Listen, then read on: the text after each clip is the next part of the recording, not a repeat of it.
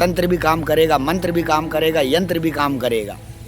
तुम्हारी सबसे बड़ी गलती ये है कि तुम वस्त्रों को देखकर ज्ञानी, महात्मा, बाबा, बैरागी समझ लेते हो। माथे में लगे त्रिपुंड को देख के, टेके को देख के क्या बाहरी आवरण से ज्ञान की प्राप्ति होती है या बाहरी आवरण से ज्ञान दिखाई देता है?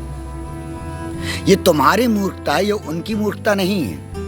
ये तो उनकी बुद्धिमानी है कि वो इस प्रकार के वस्त्र पहन रहे हैं और अपने आप को ये साबित कर रहे हैं कि वो बहुत बड़े सनातनी हैं, वो बहुत बड़े ज्ञानी हैं, उन्होंने वेदों का अध्ययन किया। और मैं इन सबको कहता हूँ, इनमें से 99% लोगों ने वेद खोल के ही नहीं देखे हैं जो आपको ज्ञान दे रहे हैं, जिनका ज्ञान आप सुनकर बुद्धिमान बन रहे हैं और ये आशा रख रहे हैं कि आपका कल्याण हो जाएगा।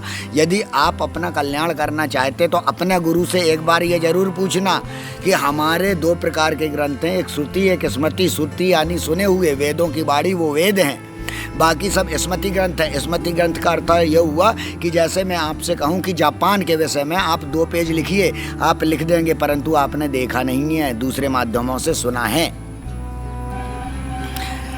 तो ये कहलाती स्मृति, दूसरे स्मृति ग्रंथ है। स्मृति में आपको 100% सेम टू सेम लिखा नहीं मिलेगा।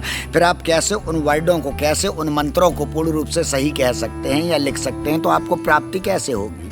यदि हो सकती है तो वैदिक ग्रंथों के द्वारा। और वेद इतने गूढ़ चीज़ है कि आपको उसका अध्ययन करना पड़ेगा। मैंने वर्षों अध्ययन किया, तब मैंने पॉकेट वेदवाणी निकाली, एक इतनी सी छोटी वेद निकाली जिससे प्रत्येक स्थान व्यक्ति पढ़ सके। आधे घंटे में पूरे वेद का ज्ञान वो समझ सकता है कि क्या कहते थे हमारे वेद, क्या पूजा है, क्या पाठ है, क्या ध्यान है, क्या आराधना है, क्या देवी हैं, क्या देवता हैं, किस प्रकार से पूजा करे, किस प्रकार से पाठ करे, क्या यज्ञ होता है, क्या सदाचार होता है, क्या राज्य होता है, क्या राजा के कर्म है, क्या महिला के कर्म है, क्या स्त्री के कर्म है, क्या पुरुष के कर्म है। ये सब वेदों में लिखी थी। उनको छिपाया गया, अंग्रेजों के द्वारा छिपाया गया। और आज वो लोग बाबा बैरागी जिन्हें वेद का जीरो भी मालूम है, कुछ भी नहीं मालूम है, उन्होंने कभी खोल के ही नहीं देखे, वो इन दूसरे पाठ्य पुस्तकों के द्वारा आपको आडंबर में फैला रहे हैं, उस ज्ञान की ज्योति जगा रहे हैं जिसमें तेल ही नहीं है। बिना तेल के, बिना घी के वो दिया आपका जला दे रहे हैं। वारे वो आप जलने को तैयार हो, तो उससे क्या हो रहा है कि आप खुद ही जल रहे हो। यदि बाती में तेल और घी नहीं है तो उससे क्या होगा? आप जलेंगे और आप खत्म होंगे। और यही आपके साथ हो रहा है। वस्त्रों को मत देखिए, ज्ञान को देखिए। ये चेहरे को, इस सब चीज को देखने की आवश्यकता नहीं है।